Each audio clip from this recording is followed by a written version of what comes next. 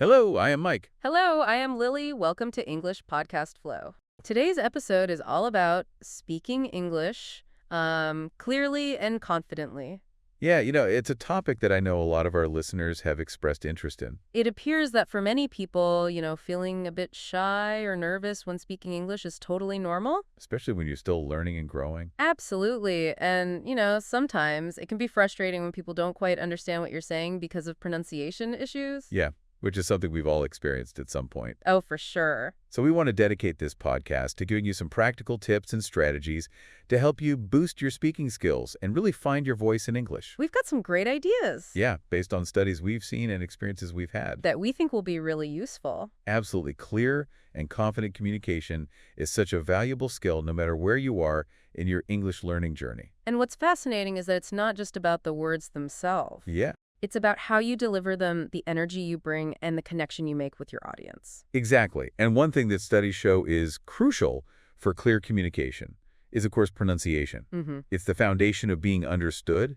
And while it can feel a bit intimidating at first, there are so many fun and effective ways to improve. Right. For example, have you ever tried shadowing, where you listen to a native speaker and try to mimic their pronunciation as closely as possible? Shadowing is a fantastic technique. It's Yeah. like you're stepping into the shoes of a native speaker, feeling the rhythm and intonation of the language. It helps you train your ear It does. to pick up those subtle nuances of pronunciation Uh-huh. and get a feel for the natural flow of English. It's amazing how much it can improve your pronunciation and fluency. And the best part is you can do it with anything you enjoy listening to. Oh, yeah, for sure. Podcasts, movies, audiobooks. Even songs. Oh, yeah, songs are great. Just find something you're interested in, put on your headphones, and start mimicking those sounds. And another technique that could be really helpful is recording yourself speaking. Ooh, yeah, I know it can feel a bit awkward at first, it can. but trust me, it's incredibly insightful. When you listen back to yourself, you can pinpoint areas where you might be struggling with pronunciation or where your pace is too fast or too slow. It's like having a personal speech coach in your pocket. Plus, it's a great way to track your progress and see how far you've come. It appears that many learners focus so much on grammar rules and vocabulary that they forget about the importance of actually practicing speaking. That's so true. It's like learning to play the piano. You can study music theory all day long, but until you sit down and actually play the keys, you won't truly develop your skills. Speaking is a muscle, and like any muscle, it needs regular exercise to get stronger. I love that analogy. Thank you.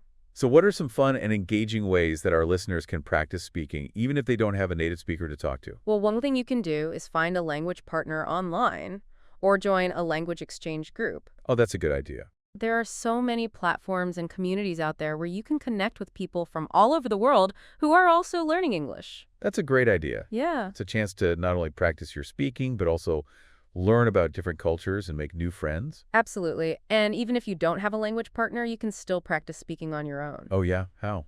Try describing your day, talking about your hobbies, or even reading aloud from a book or article. Exactly. The key is to just get those words flowing out of your mouth. Yeah. The more you speak, the more confident and comfortable you'll become. And don't worry about making mistakes. They're a natural part of the learning process. Right. In fact, they're opportunities to learn and grow. That's such an important reminder. I think so many learners get caught up in the fear of making mistakes that they hold themselves back from speaking. It's true. But remember, everyone makes mistakes, even native speakers. It's how we learn and improve. Right.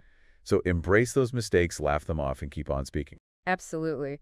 And one more thing I want to add is that confidence isn't just about how well you speak. It's also about your body language and how you present yourself. Oh, interesting. Studies show that when you stand up straight, make eye contact, and use gestures, you not only project confidence, Yeah. but you actually feel more confident as well. That's so interesting. It's like our body language can actually influence our state of mind. It can. So how can our listeners use body language to their advantage when speaking English? Well, for starters, pay attention to your posture. Okay? Stand tall, relax your shoulders, and keep your chin up. Okay. This will help you project a sense of confidence and authority. Right? And don't be afraid to use gestures. Hand movements can help you emphasize your points and make your speech more engaging. Right. And remember to smile. Yes. A genuine smile can make you feel more relaxed and approachable, and it can help put your listeners at ease. It's true. So next time you're practicing your English, pay attention to your body language. Yeah.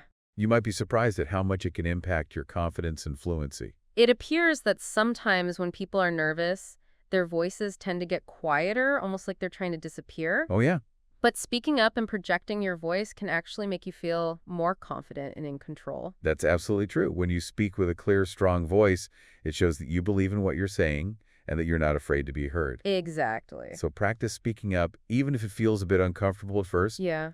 You might be surprised at how much it can boost your confidence. And another thing to think about is the pace of your speech. Uh-huh. When we're nervous, we tend to rush our words, which can make it difficult for others to understand us. Yeah? But by slowing down and enunciating clearly, Mm-hmm. we can ensure that our message is heard loud and clear. Yes, and pausing is also important. Oh, it is. Don't be afraid to take a moment to gather your thoughts or to emphasize a particular point. Pauses can add drama and impact to your speech. Yeah. And they can give your listeners time to process what you're saying. Those are all such great tips. I think sometimes we forget how much our body language and vocal delivery can impact our communication. We do. But by being mindful of these things, we can really enhance our speaking skills and feel more confident in any situation. It's true.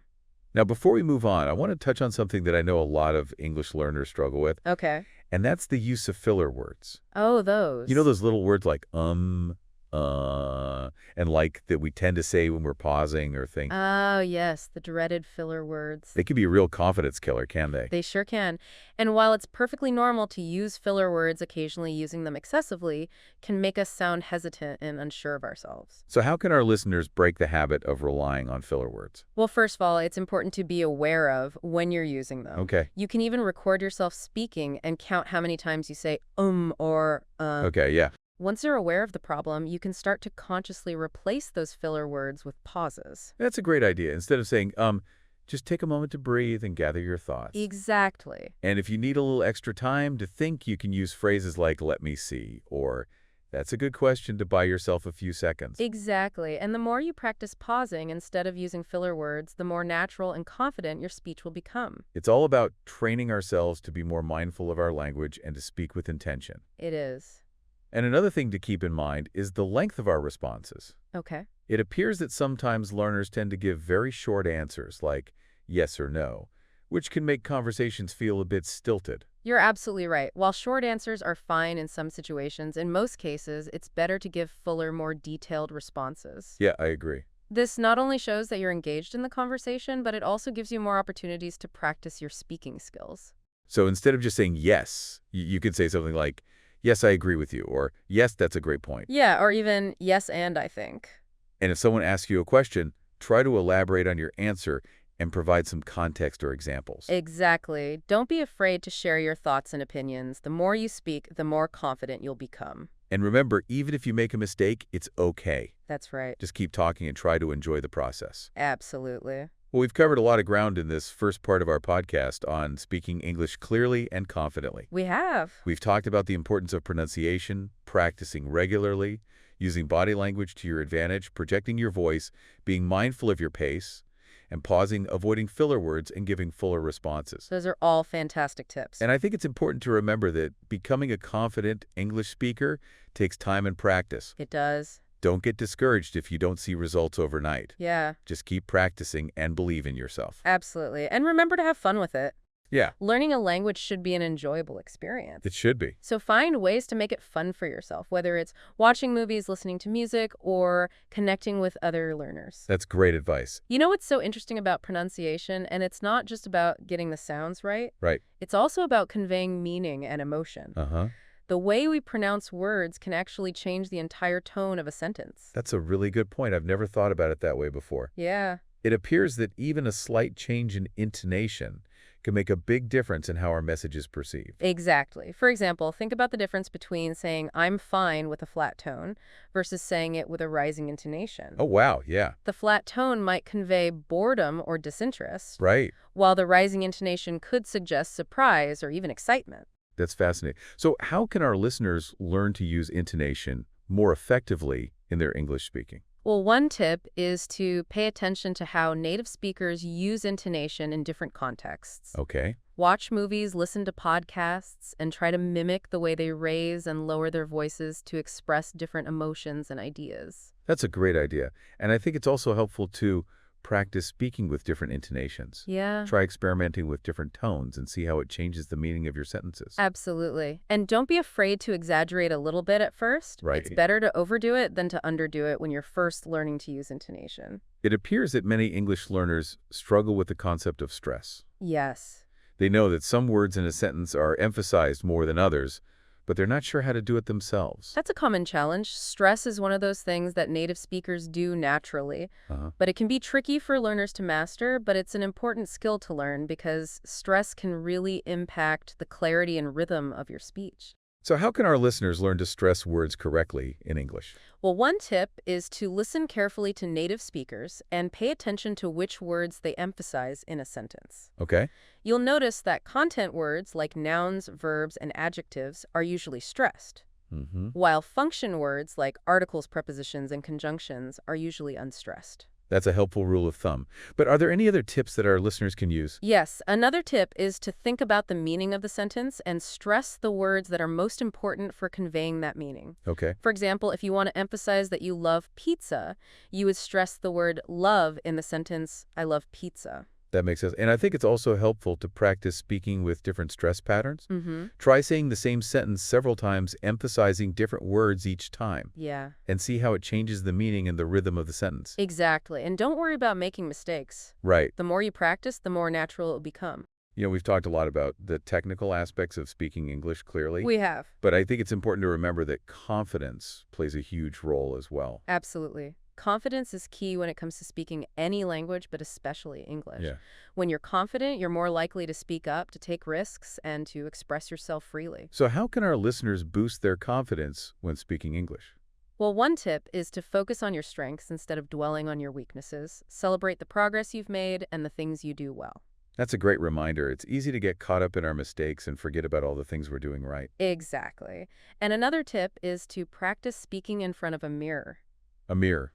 This might sound silly, but it can actually be really helpful for building confidence. How so? Well, when you practice speaking in front of a mirror, you can see your facial expressions, your body language, and your overall presentation.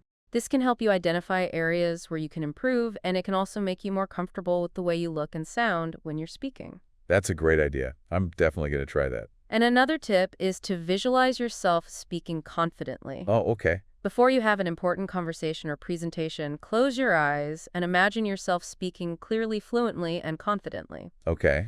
This can help you to program your mind for success and to reduce your anxiety. I love that. It's like mental rehearsal for speaking. Exactly. And speaking of rehearsal, I think it's important to emphasize the importance of preparation.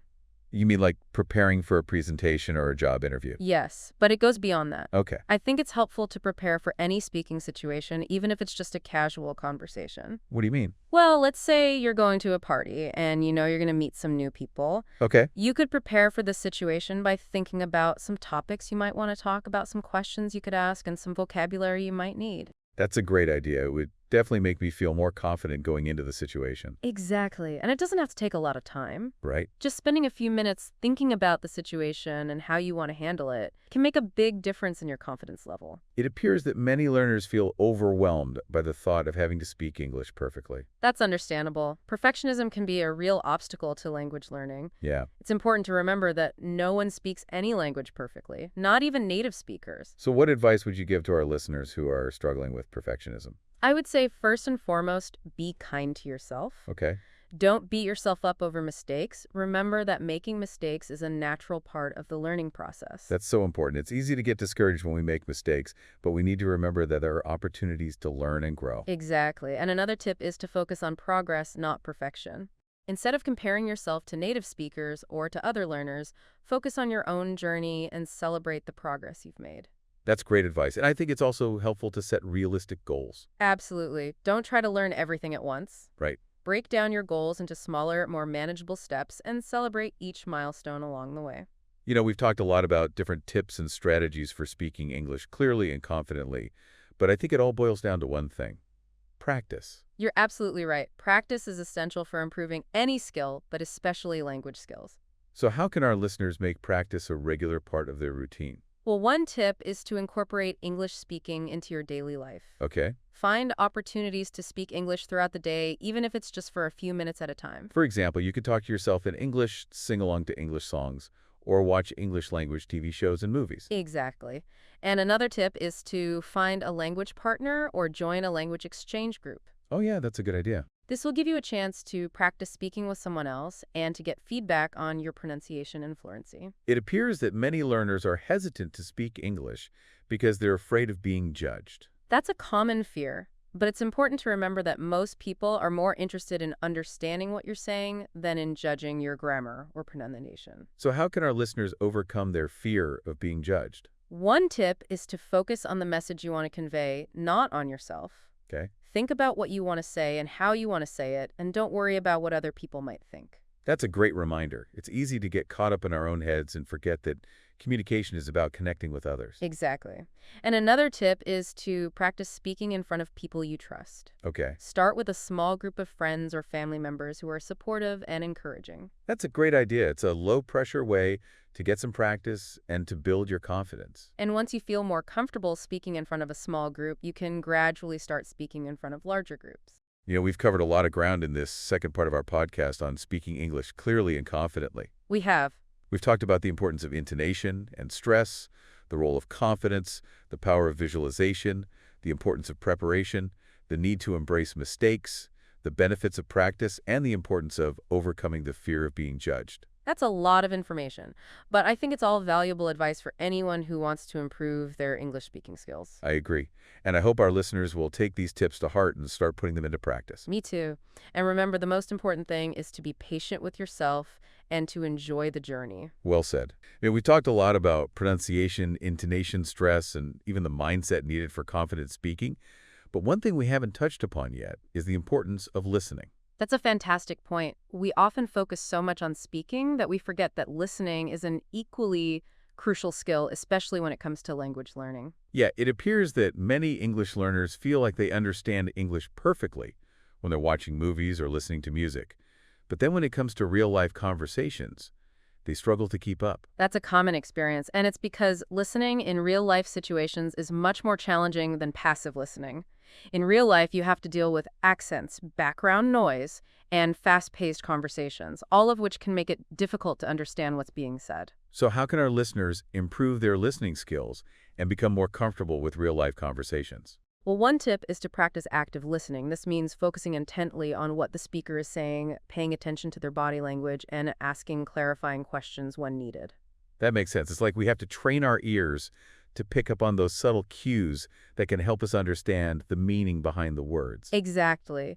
And another tip is to expose yourself to a variety of English accents. Don't just listen to American or British English. Try listening to podcasts, watching movies, and talking to people from different parts of the world. That's a great idea. It will not only help you to understand different accents, but also to appreciate the diversity of the English language. And it can also be a lot of fun. It's fascinating to hear how people from different cultures and backgrounds use the same language in different ways. We've talked a lot about the importance of practicing with native speakers. But what if our listeners don't have access to native speakers in their daily lives? That's a valid concern.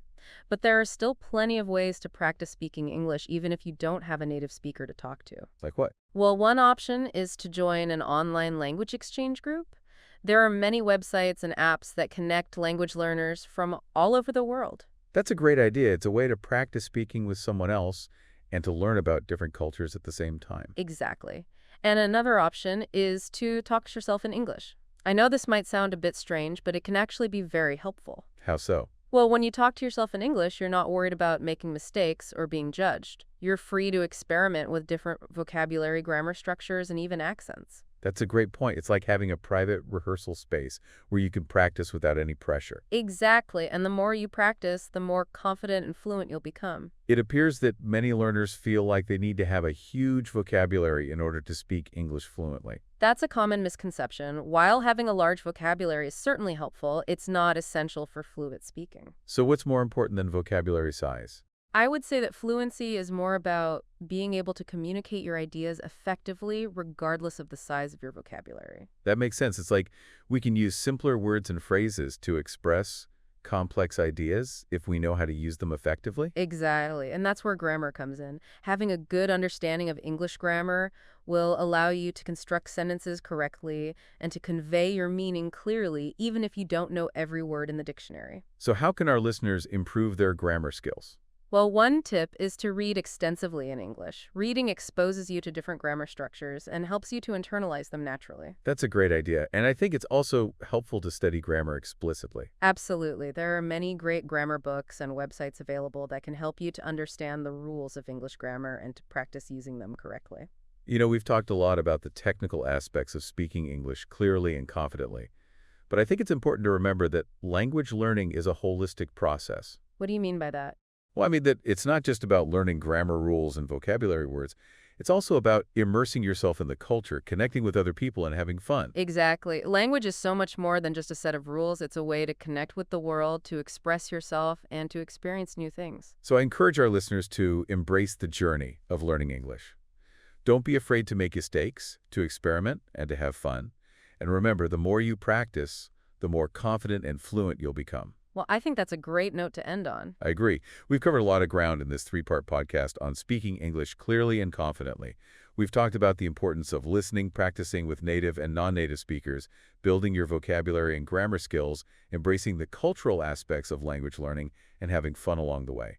I hope our listeners have found this podcast helpful and that they'll take these tips to heart. Remember, speaking English clearly and confidently is a skill that anyone can learn with practice and perseverance. And don't forget to enjoy the journey. Learning a new language can be a challenging but incredibly rewarding experience. Thank you for joining us on English Podcast Flow. We hope you'll tune in again for our next episode where we'll be exploring another exciting aspect of English language learning. Until then, keep practicing and keep learning. Bye-bye. Bye. If you enjoyed this episode, please like and subscribe.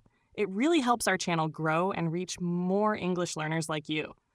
By subscribing, you'll never miss a new episode, and by liking the video, you're letting us know you want more helpful content. Thank you for your support.